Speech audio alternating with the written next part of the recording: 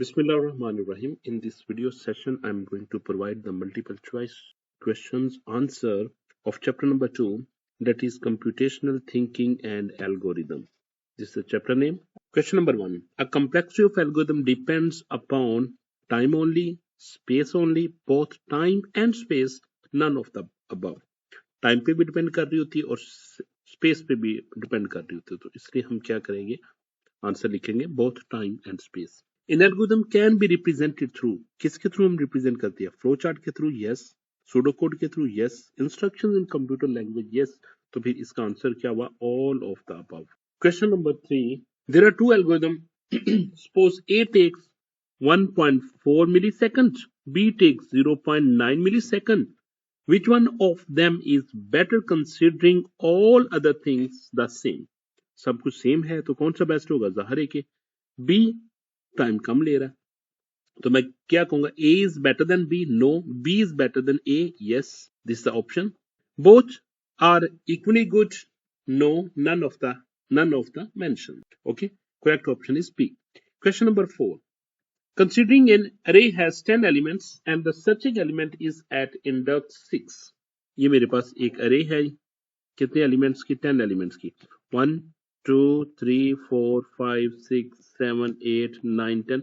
1 2 3 4 5 6 7 8 9 10. A starting element is present at index 0. ये 0 से start हो रहा है, ये 1 से, ये 2 से, ये 3 से, ये 4 से, ये 5 से, ये 6 से.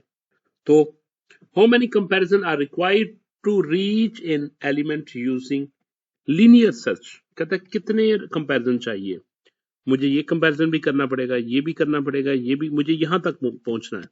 ठीक है, तो इससे पहले मुझे कितने कंपैरिजन करने पड़ेंगे, 1 2 3 4 5 6. तो answer is 6, b equal to 6. In computer science, the computational artifacts could include program, simulation, video, program, simulation and video. Computer science में कंप्यूटेशनल आर्टिफैक्ट्स में सब कुछ इंक्लूड होता है भाई. प्रोग्राम भी इंक्लूड होता है, सिमुलेशन एंड वीडियो भी इंक्लूड होती है. ओके, यस हो गया. Question number 6. In the planning phase of computational artifacts development which of the following is included? क्या लॉजिक होती है प्लानिंग में, डेटा स्ट्रक्चर होती है, डेटा स्ट्रक्चर होती है रेलेवेंट टू द स्पेस, कि हमने कौन सी डेटा स्ट्रक्चर यूज करनी है, किस में हमने डेटा स्टोर करना है. कंट्रोल स्ट्रक्चर हम क्या यूज करेंगे, logic, data and control structure, ये सब कुछ उसमें होता है. ये जब हम ये काम कर रहे होते हैं, डिजाइन कर रहे होते हैं डेवलपमेंट फेज में कंप्यूटेशन में, तो ये सारी चीजें हम डिस्कस कर रहे होते हैं, उसके लॉजिक, कंप्यूटेशनल और control structures. Trace method is used to, हम ट्रेस मेथड्स के से क्या चीज एक्सट्रैक्ट कर रहे होते हैं, टेक इनपुट ले रही होती है, hand simulate the execution algorithm होती है, take a print align margin. The best option है hand simulate the execution of the algorithm. हम देख रहे होते हैं कि एल्गोरिथम की एग्जीक्यूशन कैसे हो रही होती है. Next, trace table are used to dry run algorithm. हाँ. Test if algorithm is giving expected output, yes. Show the variable change it, yes. तो फिर सब इसमें इंक्लूड कर दूंगा तो क्या आ जाएगा, ए बी एंड सी सब इंक्लूडेड हो गए. Question number 9. Algorithms are evaluated using, correctness के लिहाज से हम इवेलुएट करते हैं उसको, एफिशिएंसी के लिहाज से, तो हम दोनों को यूज करते हैं. तो बेस्ट ऑप्शन कौन सा हुआ, बेस्ट ऑप्शन इज सी, जबकि नन ऑफ द अबव में नहीं आएगा. Differentiate between clarity versus efficiency. Clarity और एफिशिएंसी में क्या डिफरेंस होता है, बहुत डिफरेंस होता है. Number 1, clarity focus on how easily an algorithms can be understood, कि आप किसी भी एल्गोरिथम को कैसे इजीली अंडरस्टैंड कर सकते हैं, तो ये क्लैरिटी में आ जाएगा. जबकि एफिशिएंसी में क्या होगा, efficiency focus on how optimally in algorithm use time and space.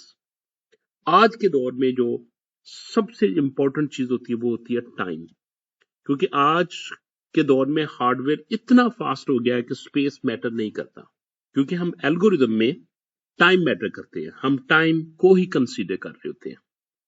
Programme की एफिशिएंसी मैटर करती है, क्लैरिटी किसी हद तक ठीक है, लेकिन एफिशिएंट प्रोग्राम होना बहुत मैटर करता है. अब section versus pattern recognition. Abstraction means hiding complexity. Pattern recognition means identifying repeating structure or trend. Abstraction versus pattern recognition. Abstraction means hiding complexity. जो implementation डिटेल होती ना उसको हम हाइड कर लेते हैं, हिडन कर लेते हैं, जिसको हम एब्स्ट्रैक्शन कहते हैं। ठीक है, जैसे कि मैं एक एग्जांपल बताता हूँ जस्ट आपको। कैप्सूल होता है, आप कैप्सूल खाते हैं, आपको नहीं पता कैप्सूल के अंदर क्या चीज होती है। ठीक है, मेडिसिन कौन सी डाली होती है, जस्ट आप कैप्सूल लेते हैं और कैप्सूल आप खा लेते हैं। ठीक है, तो just this is an example of abstraction. implementation detail are hidden from the user, that is called abstraction. Pattern recognition means identifying repeated structure or trends. हम देख रहे होते हैं कि पैटर्न, किस पैटर्न से हम ये डेटा मूव कर रहा है, डेटा का सीक्वेंस क्या आ रहा है, किस पैटर्न का आ रहा है, किस तरह का कॉम्बिनेशन हमारे पास आ रहे हैं, तो वो पैटर्न रिकॉग्निशन में आएगा। ये क्लियर हो गया। Next, pseudo code versus flow chart. Pseudo code क्या होता है? Pseudo code is written in text like representation.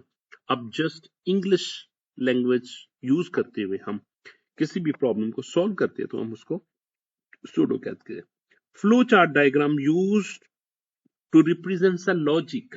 They will show how program is moving from one end to another end. Data structure versus control structure.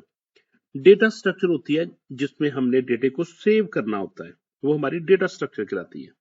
Data structure जिसमें हम data को save कर रहे होते हैं। डेटा स्ट्रक्चर आपकी अरे भी हो सकती है, डेटा स्ट्रक्चर आपका स्ट्रक्चर भी हो सकता है, डेटा स्ट्रक्चर आपकी क्लास भी हो सकती है, क्योंकि क्लास में हम डेटा स्टोर करते हैं। डेटा स्ट्रक्चर आपकी फाइल हैंडलिंग भी हो सकती है, डेटा स्ट्रक्चर आपकी डेटाबेस भी हो सकती है। कंट्रोल स्ट्रक्चर होता है direct the flow of program like loops, if else, switch statement, control statement, ये आपकी आ जाती सारी की सारी इसमें कंट्रोल स्ट्रक्चर्स में मूव करते हैं। Next, algorithm versus pseudocode. Algorithm क्या होता है, सूडोकोड होता है। In algorithm is a step by step procedure, pseudocode is a way of expressing that procedure informally. Algorithm क्या होता है? स्टेप बाय स्टेप प्रोसीजर होता है, किसी भी प्रॉब्लम को सॉल्व करने का प्रोसीजर होता है, जबकि सूडो कोड एक्सप्रेस करता है जस्ट इनफॉर्मली, कि जस्ट आप क्या कर लेते हो उसको, जस्ट लाइक इंग्लिश वर्ड्स में ही आप उसको रिप्रेजेंट कर देते हो, जो आपका सूडो कोड कहलाता है। ये बबल सॉर्ट का मैं आपको प्रोसीजर बताता हूँ कैसे काम करते हैं। सपोज ये आपकी अरे है, कितने एलिमेंट है इसमें, 1 2 3 4 5 6 7।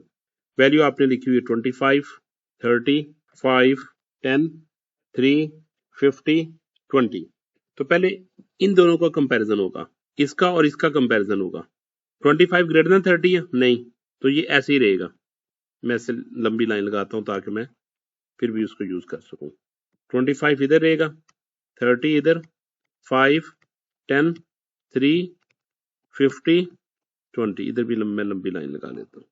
नेक्स्ट, 30 और 5 का कंपैरिजन होगा। 25 तो ऐसे ही 5 इधर आ जाएगा, 35 इधर चले जाएगा, 10 इधर आ जाएगा, 3 इधर आएगा, 50 20 इधर रहेगा, ऐसे ही ना। अब इसका कंपैरिजन होगा 30 और 10 का। 30 इज ग्रेटर देन 10, यस, 30 इधर आ जाएगा, 10 इधर आ जाएगा, ठीक है। बाकी ये ऐसे एज इट इज रहेगा 25 5। अब 30 और 3 का कंपैरिजन होगा, तो 3 इधर आ जाएगा और 30 इधर चला जाएगा, 10 5 25 ऐसे रहेगा। इसके बाद 30 और 20 ना, 30 और 50 का कंपैरिजन होगा, तो 30 छोटा है क्योंकि ग्रेटर के सूरत में हमने मूव करना था, तो क्या करेंगे हम इसको मूव नहीं करेंगे। 50 इधर है, 20 इधर आ जाएगा, 3 10 5 20। तो अब ये देखिए 50 और 20 का कंपैरिजन होगा, तो ये चेंज हो जाएंगे। 50 इधर आ जाएगा, 20 इधर आ जाएगा, 30 इधर आ जाएगा, 3 आ जाएगा, 10 आ जाएगा, 5 आ जाएगा, 25 आ जाएगा। तो ये क्या हुआ, एक आइट्रेशन इसका कंप्लीट हुआ अभी, ठीक है। क्या हुआ, इसका एक आइट्रेशन कंप्लीट हुआ, जिसने क्या किया कि दरमियान से 50 उसने सर्च किया, देखो 50 ग्रेटर नंबर को वो कॉर्नर पे ले आया। तो इस तरह वो क्या करते जाएंगे, सब उसको लेते आएंगे। सेकंड आइट्रेशन पे मैं जाता हूँ, ठीक है। सेकंड आइट्रेशन के लिए मैं यहाँ पे वैसे में 25 5 10 3 30 20 और 50। अब इन दोनों का कंपैरिजन होगा, तो 5 इधर आ जाएगा, 25 इधर, इधर 10 आ जाएगा, इधर 3 आ जाएगा, इधर 30 आ जाएगा, इधर 20 आ जाएगा, इधर 50 आ जाएगा। अब इन दो का कंपैरिजन होगा, 5 इधर, 10 इधर, 25, बाकी rest of the value same as it is आ जाएगी।